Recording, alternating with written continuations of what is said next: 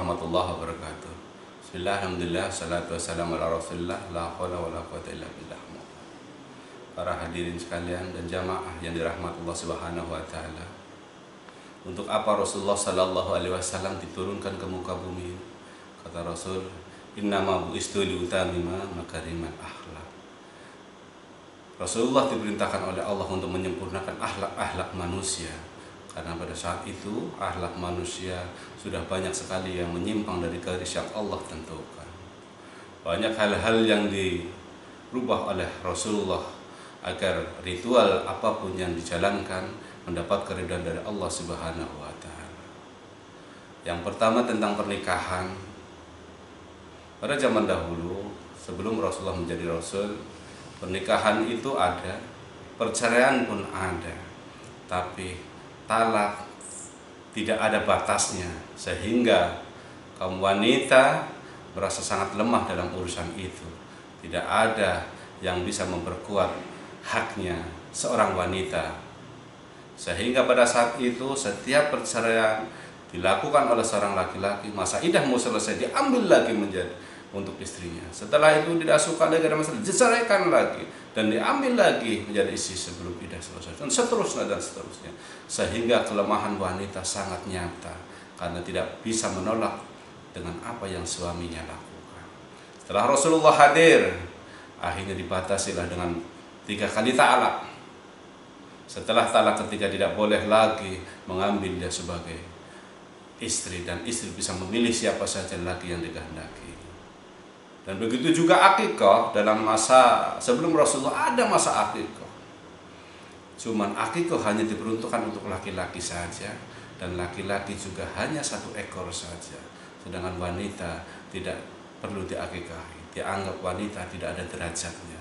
Rasulullah hadir, akhirnya Rasulullah memerintahkan wanita diakikahi dengan 1 ekor domba, dan untuk seorang laki 2 ekor domba. Kenapa berbeda? Karena seorang laki-laki nantinya akan menjadi pemimpin. Kullu hulamin rahinatun bi aqiqatihi tutbahu anhu yawma sabihi wa yusamma fihi wa yuhlaqu ra'su. Wa qala aidan anil hulami satanin mukafi'atani anil sariyati satu. Setiap anak tergadaikan dengan akikahnya dan disembelih pada hari ke-7 setelah kelahirannya, dan diberi nama dan dicukur kepalanya. Untuk anak laki-laki 2 ekor domba, dan untuk anak perempuan 1 ekor domba yang mencukupi usianya. Dan yang berikutnya juga tentang menggunakan kain sarung. Pada zaman jahiliyah, kaum Yahudi senang dengan menunjukkan kekuatannya, kekayaannya, derajatnya dan lain sebagainya. Dia menyombongkan diri dengan menggunakan sepanjang-panjangnya. Makin panjang kainnya makin tinggi derajatnya. Rasulullah tidak suka dengan kesombongan. Akhirnya setelah Rasulullah menjadi Rasul, dibatasilah kaum muslimin untuk menggunakan kain di atas mata kakinya. Itu artinya kesombongan harus hilang dari diri kita.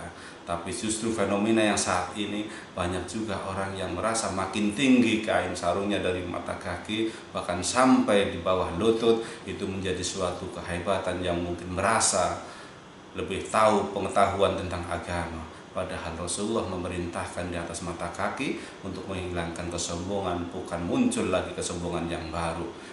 Sahabat Rasulullah Abu Bakar Siddiq bertanya, lalu bagaimana aku ya Rasulullah?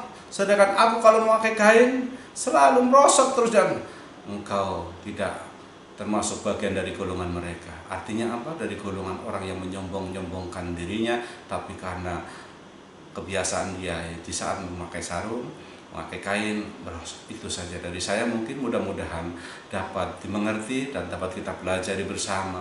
Hilangkan kesombongan, karena kesombongan akan melincirkan kita ke dalam nerakanya Allah Subhanahu wa taala. Ayadkhulul jannata man kana fil qalbihi mithqala dzarratin min kibrin. Tidak akan masuk surga orang di dalam hatinya ada kesombongan walaupun sebesar. Billahi taufiq wal hidayah. Assalamualaikum warahmatullahi wabarakatuh.